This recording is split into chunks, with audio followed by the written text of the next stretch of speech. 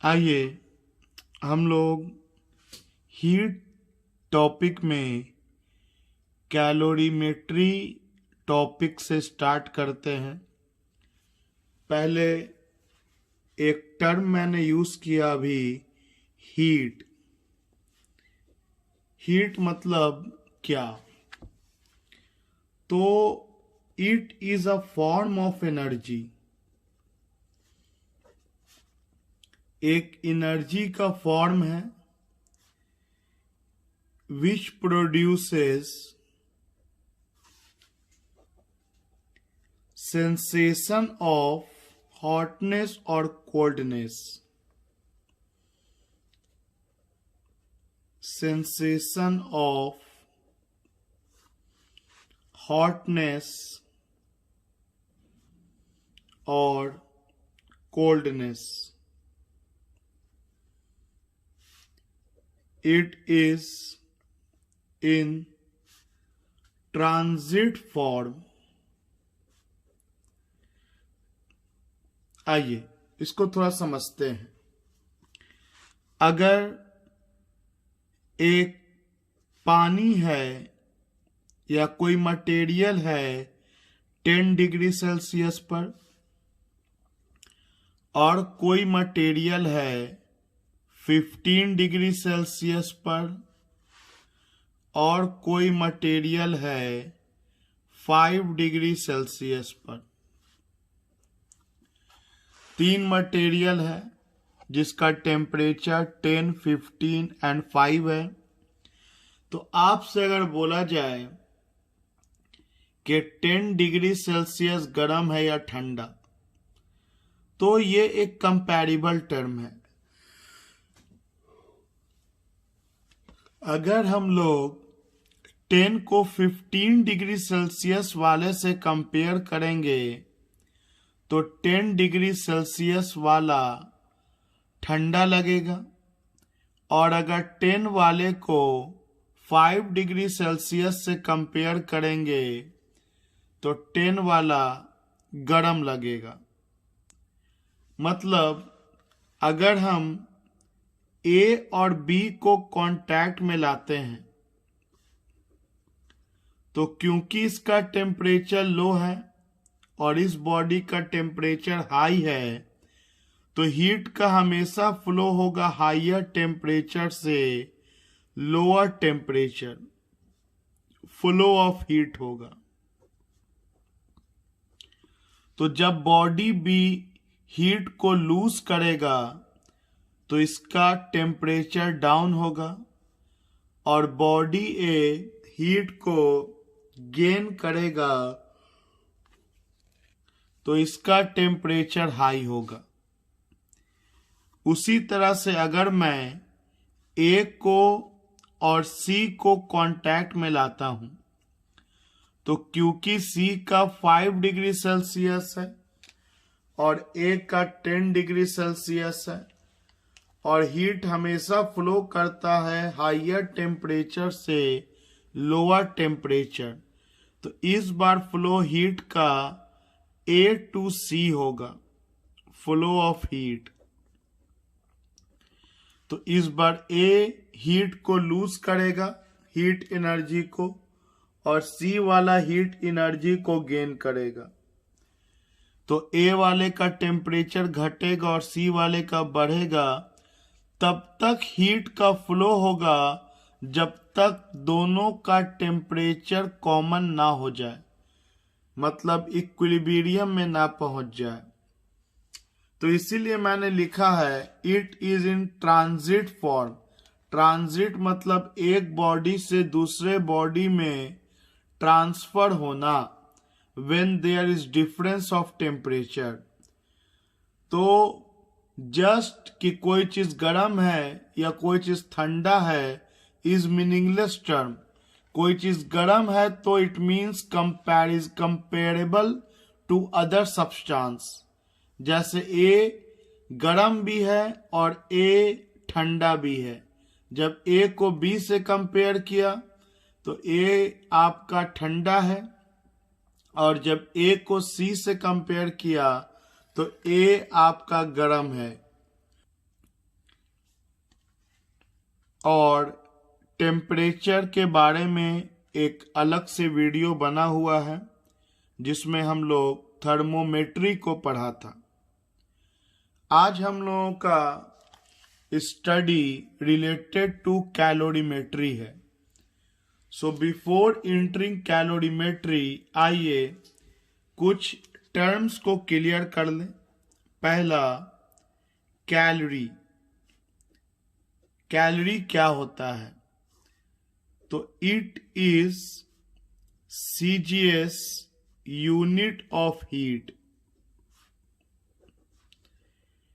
Calorie heat का CGS unit है।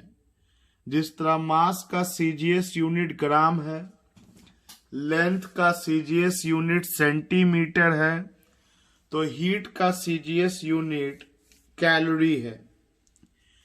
आखिर एक कैलोरी बोलते किसको हैं? तो एक काम कीजिए, 1 ग्राम प्योर पानी ले लीजिए, 1 ग्राम ऑफ प्योर वाटर। 1 ग्राम मैंने पानी ले लिया और इसको आप हीट प्रोवाइड कीजिए, हीट एनर्जी का सप्लाई कीजिए। तब तक सप्लाई कीजिए जब तक इस 1 ग्राम का पानी का टेम्परेचर 1 डिग्री सेल्सियस से ना बदल जाए।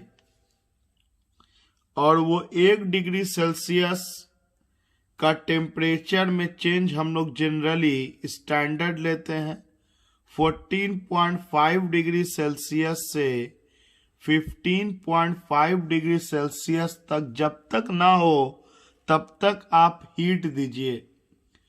तो जितना हीट आप दीजिएगा, 1 ग्राम प्योर वाटर का टेम्परेचर 1 डिग्री सेल्सियस चेंज होने में, 1 डिग्री सेल्सियस चेंज होने में, उतना अमाउंट ऑफ हीट को हम लोग 1 कैलोरी कहते हैं। तो इसको डिफाइन अगर किया जाए तो बोलेंगे 1 calorie is that amount of heat given to 1 gram of pure water to raise its temperature through 1 degree Celsius, that is from 14.5 degrees Celsius to 15.5 degrees Celsius. I repeat again, 1 calorie उतना heat के amount को कहते हैं जो 1 ग्राम pure पानी को दिया जाए ताकि उसका टेम्परेचर 1 डिग्री सेल्सियस से चेंज कर जाए और स्टैंडर्ड टेम्परेचर 14.5 डिग्री सेल्सियस से 15.5 डिग्री सेल्सियस तक चेंज करने को लिया जाता है। So this was the definition of 1 calorie. जिस तरह आप लोग 1 ग्राम को फील करते हैं कि 1 ग्राम और 1 केजी, तो 1 ग्राम हल्का होता है और 1 किलोग्राम भारी होता है। उसी तरह आपको फील करना चाहिए कि 1 कैलोरी का मतलब कितना हीट देना होता है। आइए अगला टर्म है specific heat capacity. Specific heat capacity. देखिए, कोई मटेरियल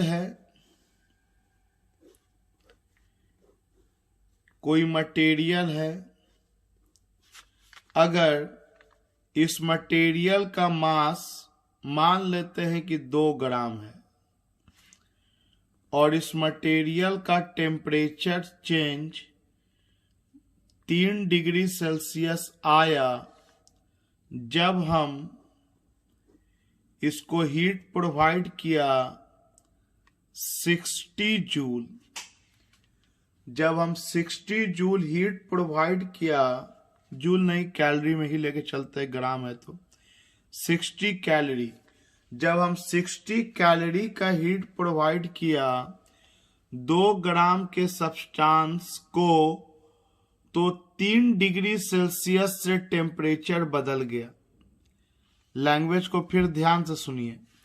जब 2 ग्राम का कोई मटेरियल लिया और उसको जब हम 60 कैलोरी का हीट दिया तो उसका टेम्परेचर 3 डिग्री सेल्सियस से बदल गया। तो आपसे पूछे अगर मैं कि इस सब्सटेंस का स्पेसिफिक हीट कैपेसिटी क्या होगा, तो देखिए स्पेसिफिक हीट कैपेसिटी का मतलब होता है जितना भी हीट दिया जाए 1 ग्राम होना चाहिए, जो कि 2 ग्राम दिया है। 1 ग्राम के मास का टेम्परेचर 1 डिग्री सेल्सियस से चेंज होने में जितना हीट लगेगा उसे हम लोग स्पेसिफिक हीट कैपेसिटी कहेंगे। आई अगेन रिपीट, 1 ग्राम के मास का टेम्परेचर 1 डिग्री सेल्सियस से चेंज होने में जितना हीट का रिक्वायरमेंट होता है उसे हम लोग स्पेसिफिक हीट कैपेसिटी कहते हैं। This is the definition. लेकिन प्रॉब्लम यहाँ ये है कि मास तो 1 दिया नहीं है और टेम्परेचर भी 1 का चेंज नहीं हुआ, और स्पेसिफिक हीट कैपेसिटी कहता है यूनिट मास का टेम्परेचर यूनिट डिग्री से चेंज होना चाहिए। उस दौरान जो आप हीट दीजिएगा इसी हीट को स्पेसिफिक हीट कैपेसिटी कह देंगे। तो क्या 60 कैलोरी को स्पेसिफिक हीट कैपेसिटी कह देंगे? बोलेंगे नहीं सर, अगर ये 1 ग्राम और ये 1 चेंज होता तो इसको 60 कैलोरी को बोल देते, लेकिन ये तो 2 ग्राम और 3 डिग्री सेल्सियस है, तो इसको स्पेसिफिक हीट कैपेसिटी अगर बनाना है तो एक काम कीजिए, स्पेसिफिक हीट कैपेसिटी का मतलब होता है heat given per unit mass per degree change in temperature, per unit mass by change in temperature. Heat given by mass into change in temperature. इससे क्या होगा?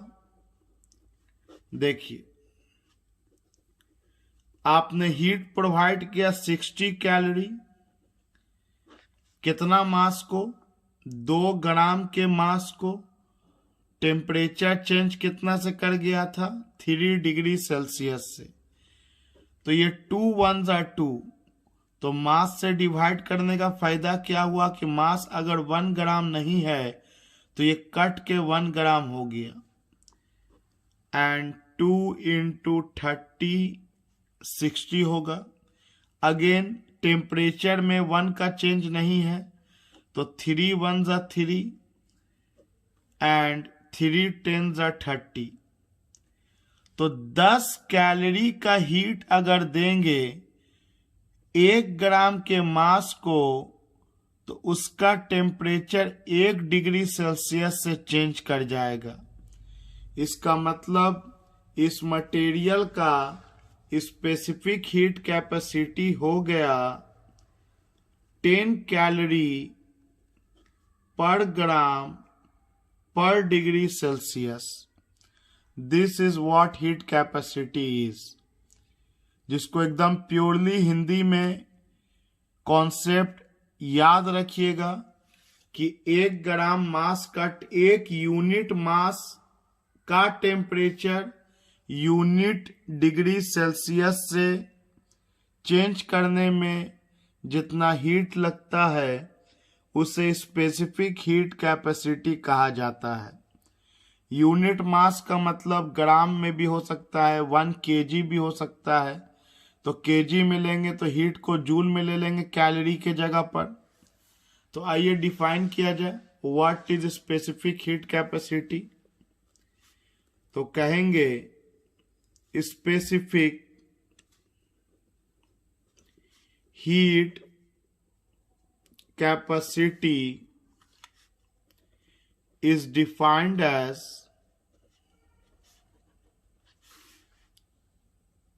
the amount of heat required to raise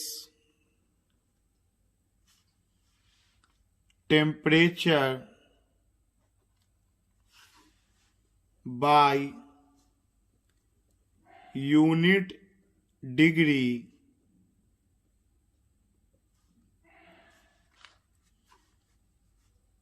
on unit mass of given substance. Specific heat capacity is defined as the amount of heat required to raise temperature by unit degree of unit mass of given substance।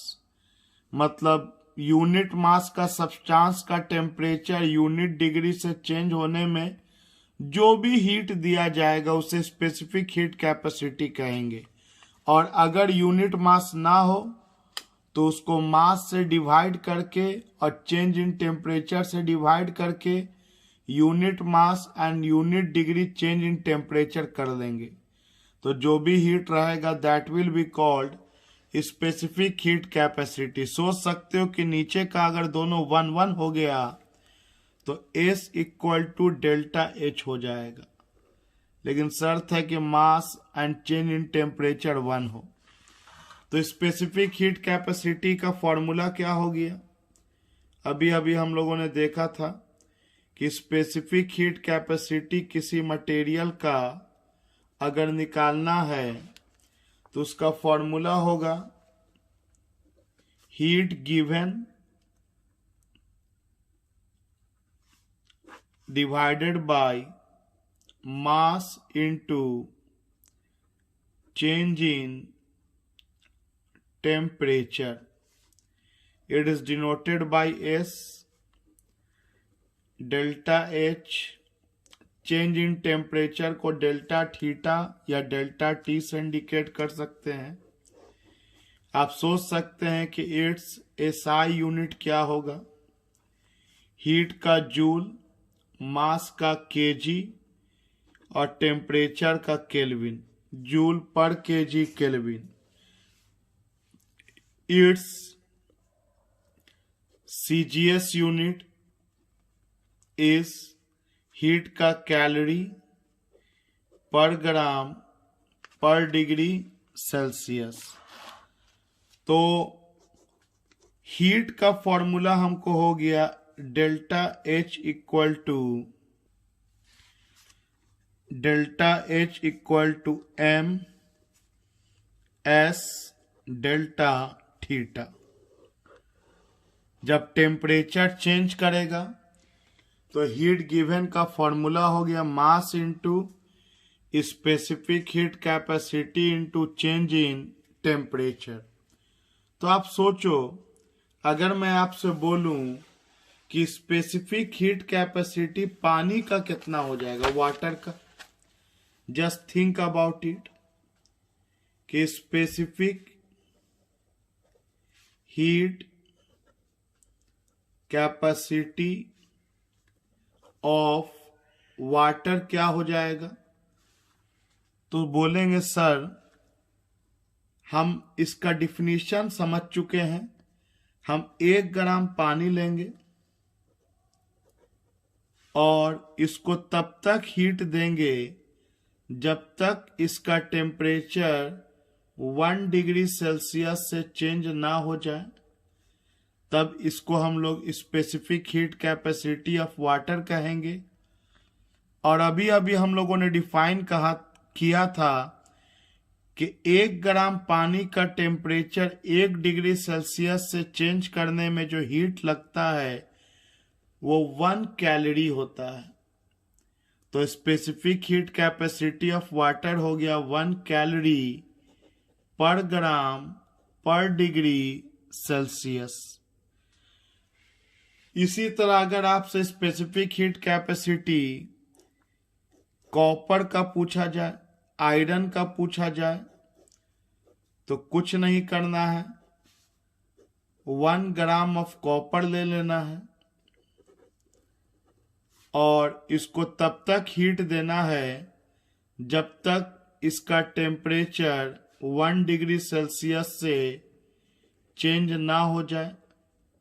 तो आप जो भी heat दीजिएगा that will be called specific heat capacity of copper.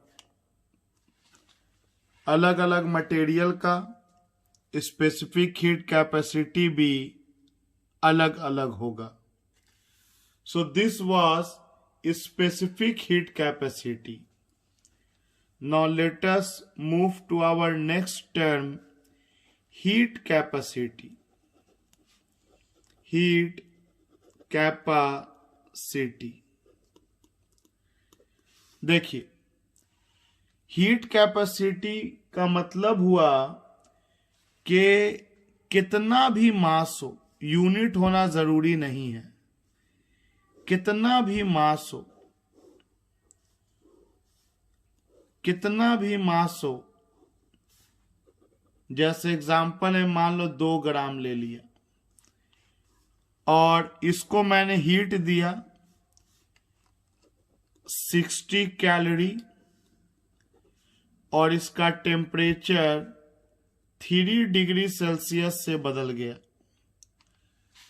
60 calorie का heat दिया 2 ग्राम के मास का और इसका टेम्परेचर 3 डिग्री सेल्सियस से बदल गया।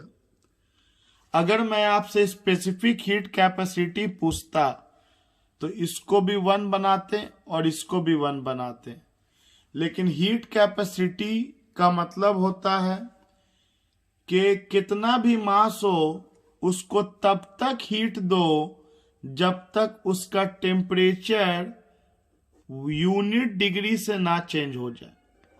इसमें सिर्फ टेम्परेचर को हमको कन्वर्ट करना है यूनिट डिग्री में, मास कुछ भी हो। तो हीट कैपेसिटी का फॉर्मूला क्या हो जाएगा आप सोच सकते हो। उसी कॉन्सेप्ट से अगर बताया जाए तो हीट कैपेसिटी का मतलब होता है heat given to change the temperature through 1 degree Celsius of any amount of substance. तो heat given by change in temperature only करेंगे, क्योंकि मास का 1 होना बिल्कुल जरूरी नहीं है। अगर मास 1 हो जाएगा तब तो वो स्पेसिफिक हीट कैपेसिटी कहला जाएगा।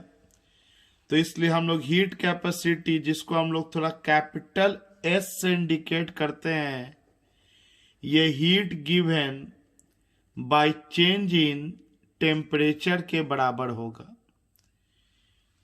तो किसी भी अमाउंट ऑफ सब्सटेंस का टेम्परेचर यूनिट डिग्री से चेंज होने में जो भी हीट लगेगा that is called heat capacity. जैसे इस गिवन एग्जांपल में अगर आपसे हीट कैपेसिटी पूछा जाए तो 60 कैलोरी का हीट दिया गया तो टेम्परेचर 3 डिग्री सेल्सियस से चेंज कर गया। तो अगर 1 डिग्री सेल्सियस से टेम्परेचर चेंज करना है तो आपको हीट का रिक्वायरमेंट 20 कैलोरी का पड़ेगा। तो 20 calorie will be the heat capacity of this material. और स्पेसिफिक अगर बोलता तो 20 कैलोरी का हीट 2 ग्राम के लिए तो 1 ग्राम के लिए 10 हो जाता, जो स्पेसिफिक हीट कैपेसिटी निकला, but it is heat capacity. इसको डिफाइन करेंगे हम लोग, it is defined as the amount of heat required to raise temperature through unit degree of any amount of substance, any amount of substance, कितना भी substance का मास हो, उसका temperature unit degree से चेंज करने में जो भी हीट का रिक्वायरमेंट होता है, that is called heat capacity. अब हम लोग हीट कैपेसिटी और स्पेसिफिक हीट कैपेसिटी को रिलेट किया जाए तो हीट कैपेसिटी मतलब यूनिट मास का टेम्परेचर यूनिट से बढ़ाने में जो हीट लगे। तो आप सोचो कि अगर एक जेब में पता हो कि 4 रुपया होगा तो 5 जेब में कितना होगा, सिंपली मल्टीप्लाई कर देंगे, 4 × 5 20। तो स्पेसिफिक हीट कैपेसिटी तो यूनिट का देता है, तो यूनिट मास का अगर मुझे पता हो तो एम मास के लिए हम लोग एम से मल्टीप्लाई कर देंगे, क्योंकि हीट कैपेसिटी में कितना भी मास हो कोई फर्क नहीं पड़ता। तो हम ये कह सकते हैं कि अगर मुझे हीट कैपेसिटी निकालना है तो स्पेसिफिक हीट कैपेसिटी को मास से मल्टीप्लाई किया जाएगा, मल्टीप्लाइड विथ मास, तो आपको हीट कैपेसिटी पता चल जाएगा।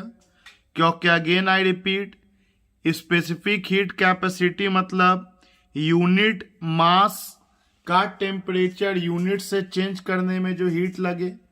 तो यूनिट मास के बारे में अगर मुझे पता हो तो एम मास से मल्टीप्लाई कर देंगे तो उतना अमाउंट ऑफ मास का मुझे हीट कैपेसिटी मिल जाएगा।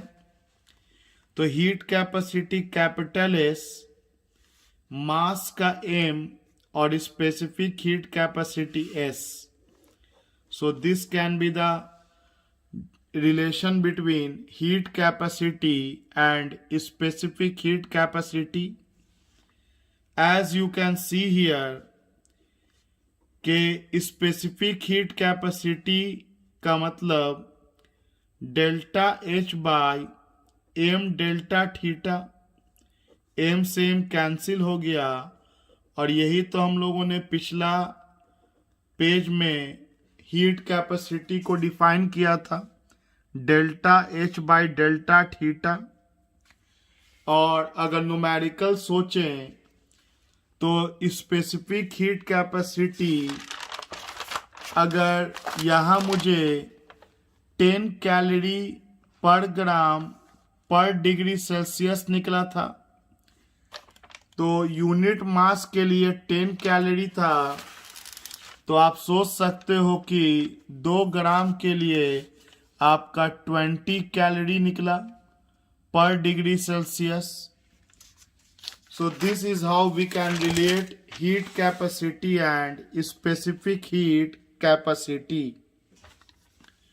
Now let us move to our next term, latent heat of fusion। देखिए, ये लैटेंट का मतलब होता है हिडन, छुपा हुआ। लैटेंट का बेसिकली मतलब होता है हिडन। इसको समझिए इस तरह से कि अगर आपके पास एक सॉलिड स्टेट है वाटर का, जिसे हम लोग आइस के नाम से जानते हैं, बर्फ के नाम से जानते हैं, तो ये बर्फ में जो मॉलिक्यूल्स होगा वो टाइटली पैक्ड होता है, इंटरमॉलिक्यूलर स्पेस लीस्ट होता है, इंटरमॉलिक्यूलर स्पेस इज मिनिमम या is least, and intermolecular force is maximum।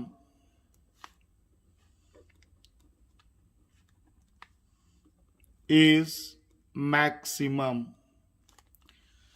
तो अगर आप बर्फ को हीट दीजिएगा और थर्मोमीटर से टेम्परेचर नापते रहिएगा, तो आपका टेम्परेचर 0 डिग्री सेल्सियस का 0 डिग्री सेल्सियस ही शो करता रहेगा, बल्कि आप जो हीट दे रहे हैं वो एक्चुअली में इस इंटरमॉलिक्यूलर फोर्स को ब्रेक करेगा और इस बर्फ को पानी में कन्वर्ट करेगा, मतलब सॉलिड को लिक्विड स्टेट में कन्वर्ट करेगा बिना टेम्परेचर में चेंज हुए।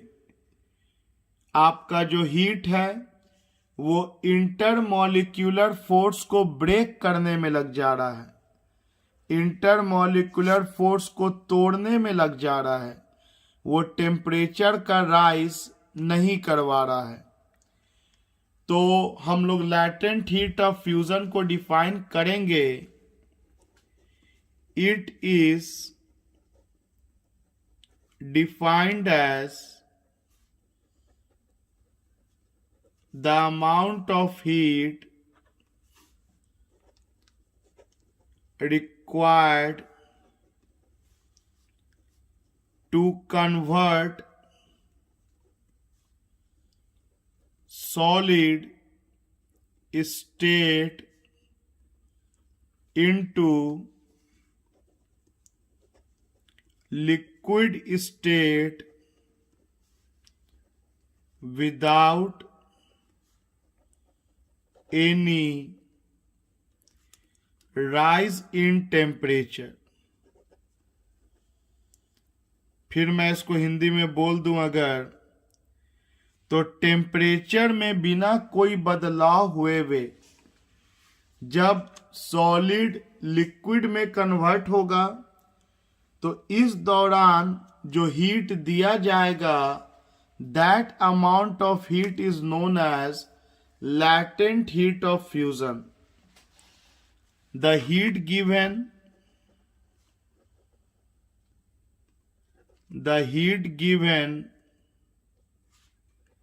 is actually used in breaking intermolecular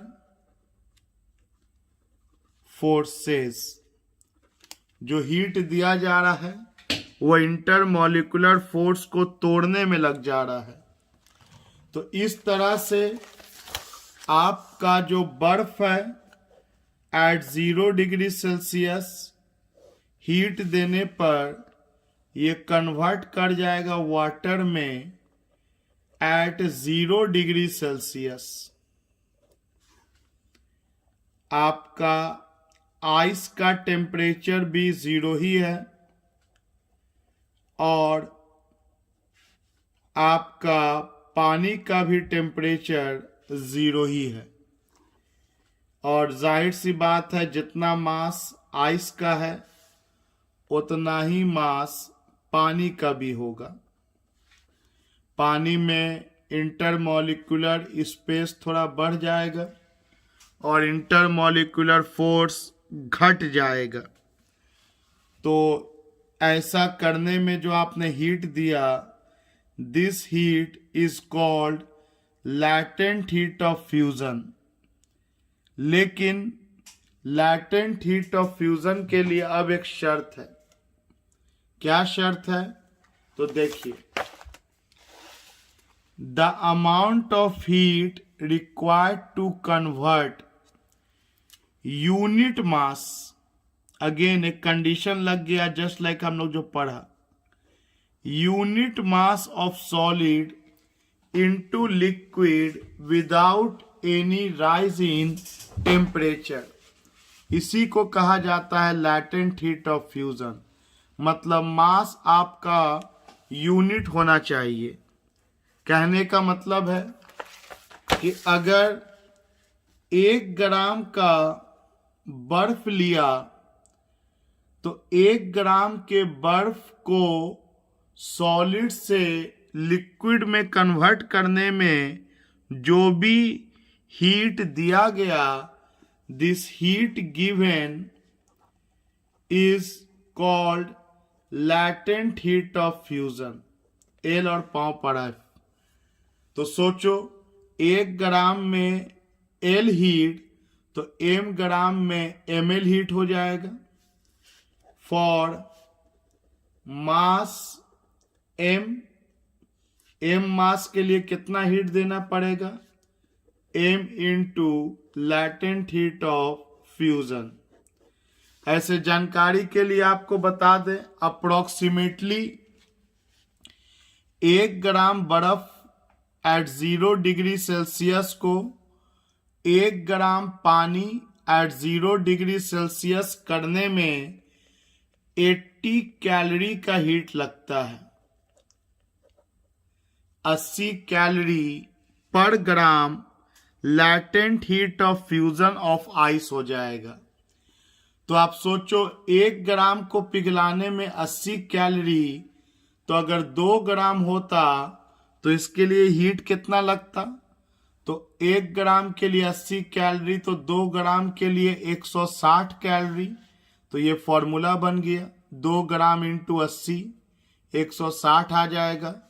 अगर 10 ग्राम बर्फ रहेगा तो 10 इंटू 80 800 कैलोरी का हीट लगेगा 10 ग्राम बर्फ को पिघलाने में. तो this is latent heat of fusion. आइए, इसी तरह का एक और टर्म है latent heat of vaporisation.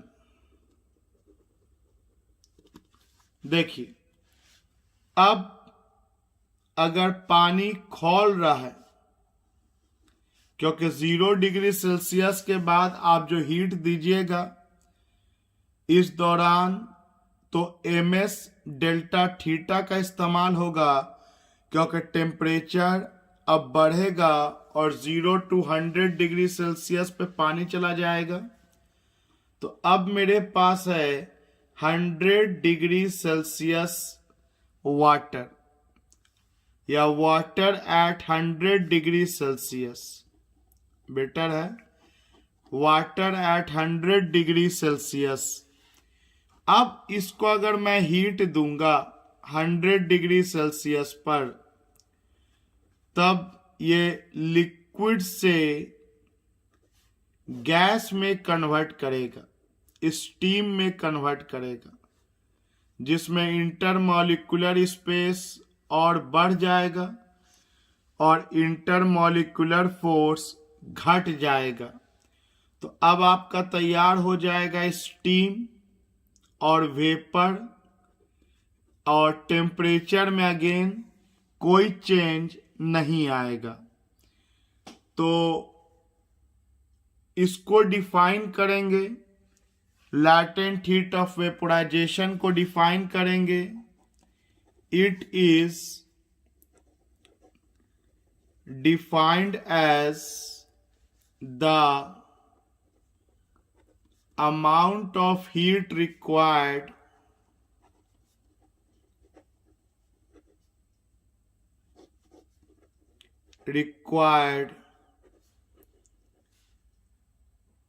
to convert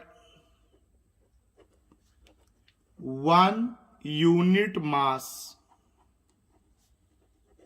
of water, water कहने का मतलब है लिक्विड, टू स्टीम, स्टीम कहने का मतलब है gas, without any rise in temperature. ये उसी तरह से डिफाइन किया जैसे हम लोग लैटेंट हीट ऑफ फ्यूजन को किया, बस उसमें टेम्परेचर 0 का 0 था एंड सॉलिड टू लिक्विड में कन्वर्ट कर रहा था। इसमें भी टेम्परेचर 100 का 100 ही है और स्टेट लिक्विड टू गैस में कन्वर्ट कर रहा है। तो मैंने डिफिनीशन लिखा कि लैटेंट हीट ऑफ वेपोराइजेशन का मतलब होता है कितना हीट दे दिया जाए, यूनिट मास, जैसे वाटर जो कि लिक्विड फॉर्म में है वो लिक्विड से वेपर में कन्वर्ट हो जाए बिना टेम्परेचर में बढ़े हुए, तो इसे हम लोग लैटेंट हीट ऑफ वेपोराइजेशन कहते हैं। तो अगेन मास आपका यूनिट होना चाहिए। मान लो 1 ग्राम पानी है तो 1 ग्राम पानी को 1 ग्राम भाप बनाने में जो भी हीट आप प्रोवाइड कीजिएगा उसे लैटेंट हीट ऑफ वेपोराइजेशन कहा जाएगा। तो 1 ग्राम के लिए हीट जो देंगे वो L, तो m ग्राम के लिए m से मल्टीप्लाई कर देंगे। Again similarly for mass m आपका हीट जो प्रोवाइड कीजिएगा मास into latent heat of vaporisation, और पानी का लैटेंट हीट ऑफ वेपोराइजेशन होता है 540 कैलोरी अप्रोक्सीमेटली पर ग्राम। मतलब 1 ग्राम पानी एट 100 डिग्री सेल्सियस को 1 ग्राम भाप बनाना है एट 100 डिग्री सेल्सियस, तो 540 कैलोरी की जरूरत पड़ती है। तो अगर आप कंपेयर करो तो आइस को पानी बनाने में 80 कैलोरी, लेकिन पानी को भाप बनाने में 540 कैलोरी का जरूरत है। मतलब पानी को भाप बनाने में ज्यादा हीट का रिक्वायरमेंट है। तो 1 ग्राम के लिए 540 कैलोरी, तो आप सोच सकते हो कि 2 ग्राम अगर पानी होता तो कितना हीट चाहिए होता। तो 2 इंटू 540, तो m ग्राम के लिए m इंटू 540। ये सारा जो भी मैं वैल्यूज दे रहा हूं सारा CGS फॉर्म में है।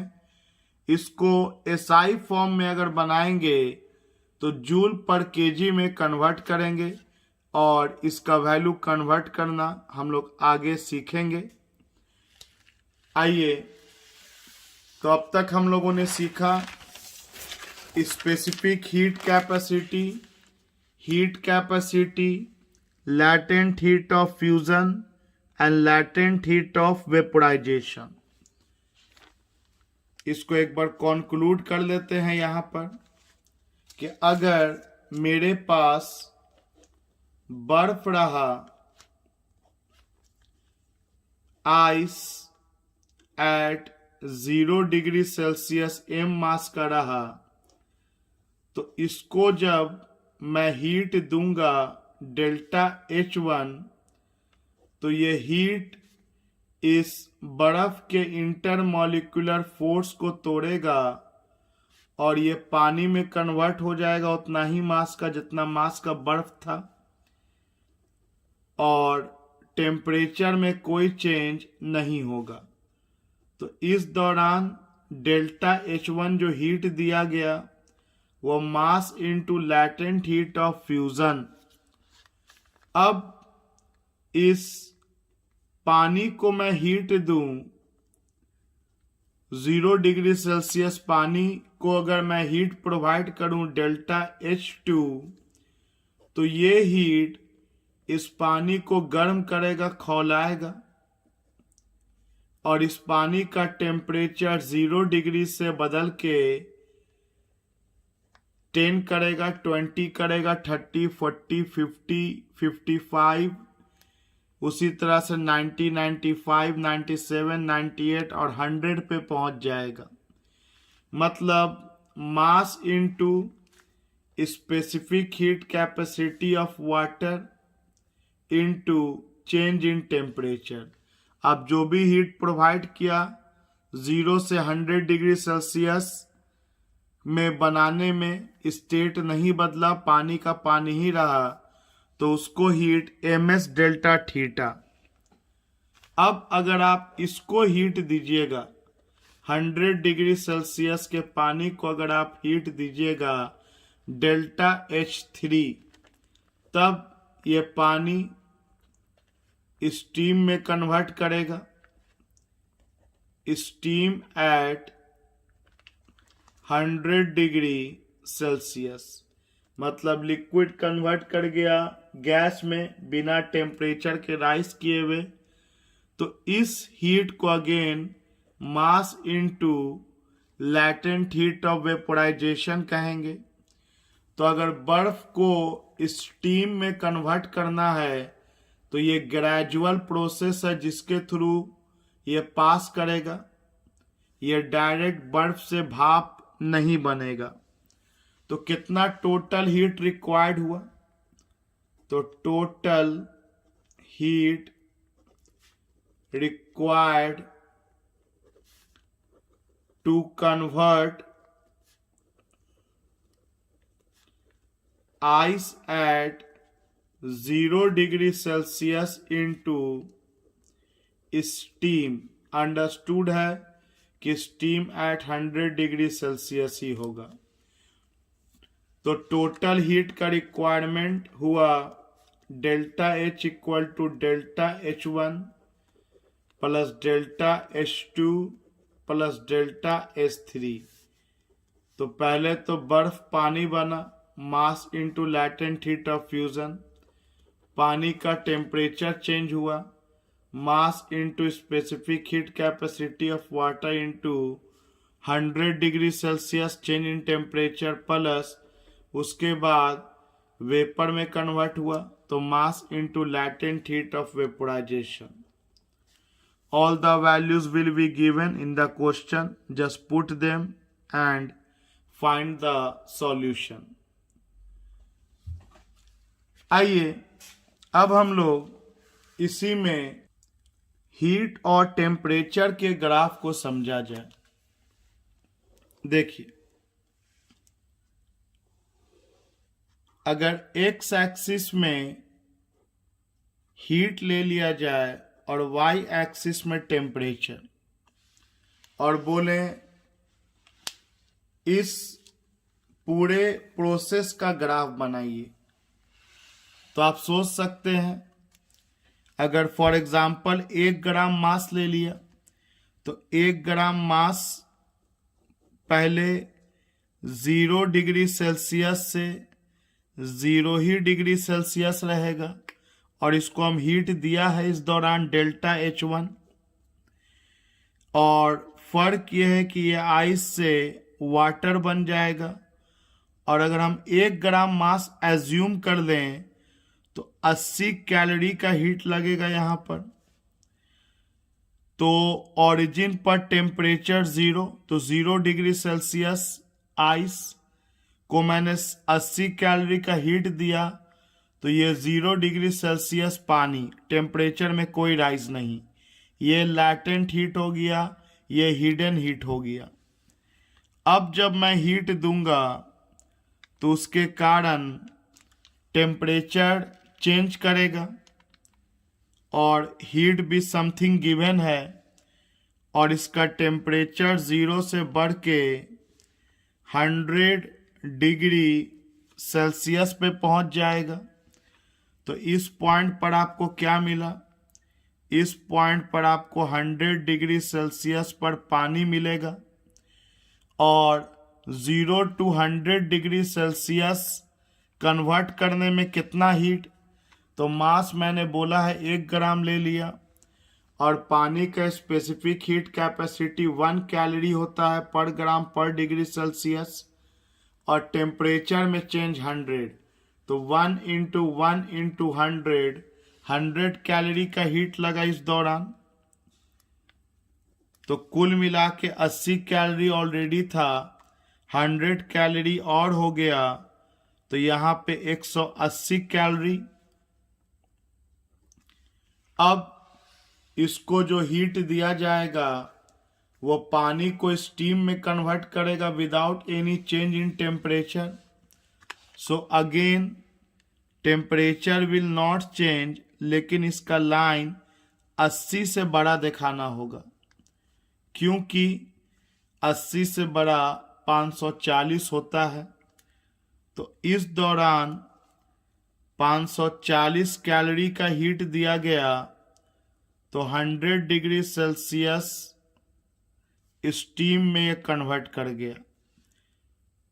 तो 180 प्लस 540 आपको हो जाएगा 0, 8 4 12, 5 1 6 और 1 7, 720 कैलोरी। ध्यान देना है कि लैटेंट हीट ऑफ फ्यूजन से बड़ा लैटेंट हीट ऑफ वेपोराइजेशन का लाइन खिंचाना चाहिए। So this was the graph between heat and temperature. इसको मैं एक बार फिर आपको समझा दूं कि अगर हीट इधर दे दे और टेम्परेचर इधर दे दे, तो सिमिलरली आप सोच सकते हो कि ये ग्राफ कुछ इस तरह से बनेगा। तो इसके अगले पार्ट में हम लोग न्यूमेरिकल्स को डील करेंगे और एक और टर्म सीखेंगे, water equivalent. Till then revise thoroughly and try to do formula based numericals as directed in the class.